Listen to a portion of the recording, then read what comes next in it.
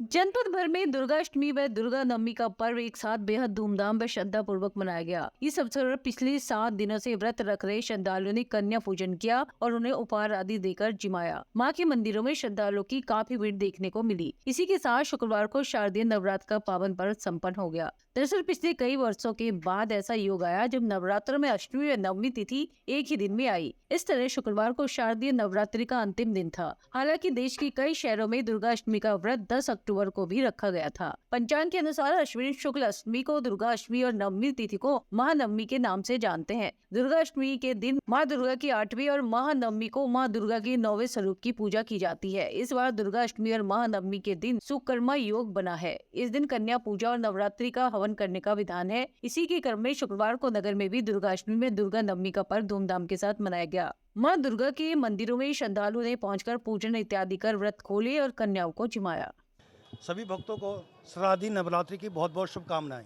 सर्व मांगल्य मांगल्ये शिवे सर्वादु साधुके शरणे त्र्यंबकी गौरी नारायणी नमस्ते। माँ भगवती के चरणों में नमन करते हुए यहाँ पे जो है या किसी भी देश में, हमारे देश में इंडिया में पहले दिन भगवान की पूजा, माँ भगवती की पूजा होती है, कन्याओं की पूजा की जाती है और उपवास रखा जाता है। आज अष्टमी का दिन है और उस उपवास को जो है सबसे पहले घर से जो है पूरी हलवा का प्रसाद बना करके माँ भगवती को अर्पण किया जाता है।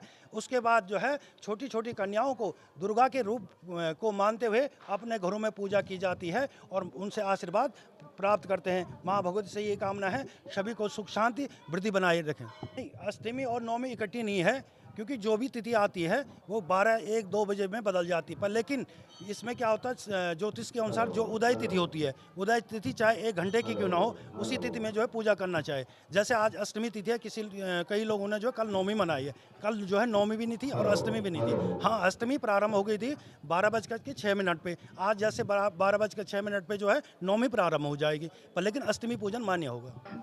आज कन्या पूजन करेंगे। आज के दिन छोटी छोटी कन्याओं को घर में हलवा पूड़ी वगैरह देते हैं। मंदिर में आके माता रानी को भोग लगाते हैं हम लोग। श्रद्धालु काफ़ी दूर दूर से आते हैं यहाँ पर, अपनी माता रानी को भेंट चढ़ाने के लिए आते हैं, प्रसाद चढ़ाने आते हैं, मत्था टेकने के लिए आते हैं।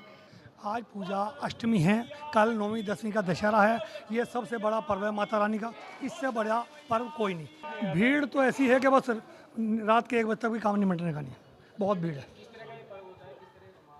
माता रानी के नवरात्रे हैं, नवरात्रों में अष्टमी का जैसे आज है, कल नवमी का है, दशहरा है, उस तरीके से जी। अच्छा, क्या मान्यता है इस मंदिर की? बस शहर में जो मान्यता है इस मंदिर की है, दूर दूर तक कहीं नहीं है जी। तो कहाँ से भक्त आते हैं यहाँ पे? दूर दूर से जी, बहुत दूर दूर से आते हैं जी। लगभग सुबह 5 बजे, 5 बजे से आज रात को लगभग 1-1:30 बजे का। सिद्ध पीठ है।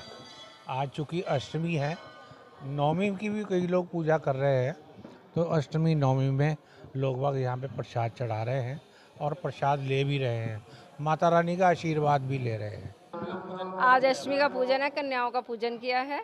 8 नवरात्रे होने के बाद ये 8 अष्टमी और नवमी आज एक ही बार आई है और इसलिए आज दोनों का पूजन इकट्ठा ही हुआ है, तो अब इसी की रौनक है।